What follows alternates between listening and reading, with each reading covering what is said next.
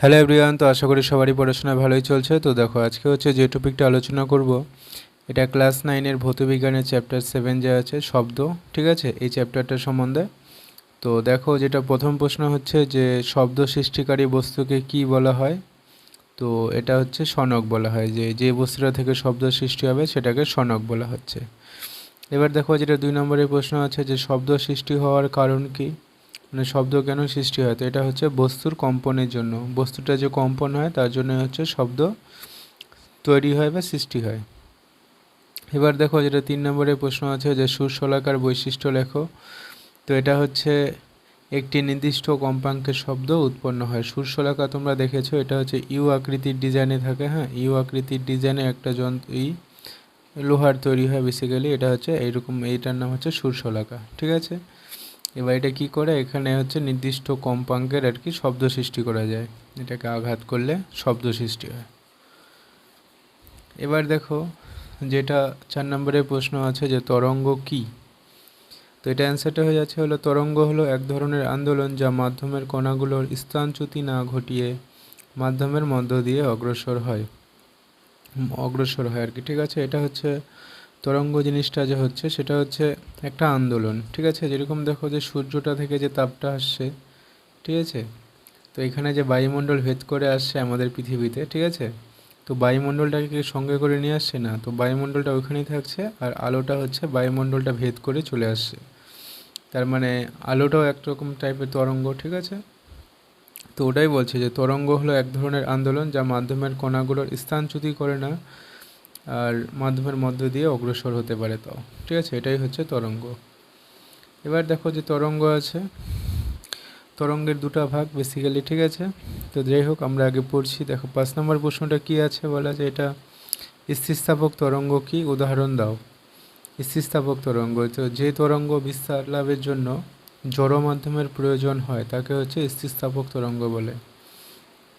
মানে তরঙ্গটা হচ্ছে শূন্যস্থানের মধ্য দিয়ে যেতে পারে না, মানে কঠিন তরল বা গ্যাসীয় মাধ্যমের প্রয়োজন হতেই হবে আর কি, সেটাকে বলছে স্থিতিস্থাপক তরঙ্গ। যেরকম শব্দ কঠিন মাধ্যমের মধ্যে দিয়ে শব্দ যায়, তরল মাধ্যমে মানে জলের ভিতরে শব্দ করলে সেই শব্দটাও প্রবাহিত হয়। গ্যাসীয় মাধ্যমে মানে আমরা যেখানে কথাবার্তা বলছি এটা হচ্ছে বায়ু মাধ্যম, এখানেও সাউন্ডটা যায়, ঠিক আছে। তো যেসব তরঙ্গ আর কি বিস্তার লাভের জন্য জড় মাধ্যমের প্রয়োজন হবে তাদেরকে হচ্ছে স্থিতিস্থাপক তরঙ্গ বলে। আর একটা যেরকম আলোর তরঙ্গটা আছে, ওটা কোনো মাধ্যমের প্রয়োজন হয় না, ঠিক আছে, আলো হচ্ছে শূন্য মাধ্যমের মধ্যে দিয়েও বিস্তার লাভ করতে পারে। এবার দেখো, যেটা 6 নম্বরের প্রশ্ন, যে স্থিতিস্থাপক তরঙ্গ বা যান্ত্রিক তরঙ্গ কত প্রকারের হয়। তো এটা হচ্ছে 2 প্রকারের হয়, যথা হচ্ছে অনুদৈর্ঘ্য তরঙ্গ একটা, আরেকটা হচ্ছে তির্যক তরঙ্গ। মানে স্থিতিস্থাপক তরঙ্গ বা যান্ত্রিক তরঙ্গ আমরা যে পড়লাম, যে তরঙ্গ হচ্ছে কঠিন তরল আর গ্যাসীয় মাধ্যমের মধ্যে দিয়ে যেতে পারে, তো এটা হচ্ছে 2 রকম টাইপের হয়, একটা অনুদৈর্ঘ্য তরঙ্গ আর একটা হচ্ছে তির্যক তরঙ্গ। এবার প্রশ্ন দেখো, যেটা 7 নম্বরের প্রশ্ন, যে অনুদৈর্ঘ্য তরঙ্গ কি। এটা অ্যান্সারটা হয়ে যাচ্ছে যে তরঙ্গের গতির অভিমুখ মাধ্যমের কম্পনশীল কণাগুলোর গতির অভিমুখের সঙ্গে সমান্তরাল হয় তাকে হচ্ছে অনুদৈর্ঘ্য তরঙ্গ বলে। উদাহরণ হিসেবে দেখো কি বলা আছে, শব্দ তরঙ্গ। মানে এটা হচ্ছে যে তরঙ্গের গতির অভিমুখ মাধ্যমের কম্পনশীল কণাগুলোর গতি অভিমুখের সঙ্গে সমান্তরাল হয় তাকে হচ্ছে অনুদৈর্ঘ্য তরঙ্গ বলে। তো এটা আর কি বেসিক্যালি বোঝা যায়, ধরো যে এটা এরকম টাইপের একটা স্প্রিং আছে, হ্যাঁ, তো কোনো জায়গায় আর কি বেশি সংকুচিত হবে, কোনো জায়গায় একটু কম সংকুচিত হবে, এরকম সমান্তরাল ভাব দেখা যাবে আর কি, ঠিক আছে। তো এরকম যে তরঙ্গটার সৃষ্টি হয় এটাকে বলছে হচ্ছে অনুদৈর্ঘ্য তরঙ্গ। আর অনুদৈর্ঘ্য তরঙ্গের বেস্ট এক্সাম্পল হচ্ছে শব্দ তরঙ্গ, মানে শব্দ তরঙ্গ হচ্ছে অনুদৈর্ঘ্য তরঙ্গের উদাহরণ। এবার দেখো, যেটা 8 নম্বরের প্রশ্ন আছে যে তির্যক তরঙ্গ কি। তো এটা অ্যান্সারটা হয়ে যাচ্ছে যে তরঙ্গের গতির অভিমুখ মাধ্যমের কম্পনশীল কণাগুলোর গতি অভিমুখের সঙ্গে লম্ব হয় তাকে হচ্ছে তির্যক তরঙ্গ বলে। তো তির্যক তরঙ্গের উদাহরণ হচ্ছে আলোক তরঙ্গ, বেতার তরঙ্গ ইত্যাদি। এবার দেখো, ছবিতে ডায়াগ্রামটা আঁকানো হয়েছে যে এরকমভাবে তরঙ্গ যায়, ঠিক আছে, তির্যক তরঙ্গটা। তো তরঙ্গের গতি কোন দিকে আছে, দেখো এদিক থেকে তরঙ্গটা সৃষ্টি করছে, এই দিকে যাচ্ছে, ঠিক আছে। আর কণার গতিগুলা কি করছে, উপর নিচে আপ ডাউন, তাই তো। তো এটাই বলছে এরকম যদি তরঙ্গ হয় তাহলে এটাকে হচ্ছে তির্যক তরঙ্গ বলে। এবার দেখো যেটা 9 নম্বরের প্রশ্ন আছে যে ম্যাক সংখ্যা কী। তো এটা অ্যান্সারটা হয়ে যাচ্ছে যে কোনো বস্তুর গতিবেগ ও বায়ুতে শব্দের বেগের অনুপাতকে ম্যাক সংখ্যা বলে। কোনো বস্তু, যে কোনো একটা বস্তু, তার গতিবেগ আর বায়ুতে অবস্থিত শব্দের বেগের অনুপাতকে ম্যাক সংখ্যা বলে। মানে আমাদের ম্যাক সংখ্যাটা যে পাবো, এটা একটা সংখ্যা পাবো, ধরে নাও ম্যাক সংখ্যা এমই ধরে নিলাম, ঠিক আছে। এটা উপরে কি লিখতে হবে,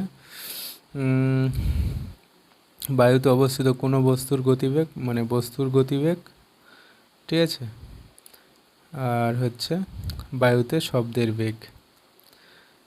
এই যে এটা বায়ুতে শব্দের বেগ, ঠিক আছে।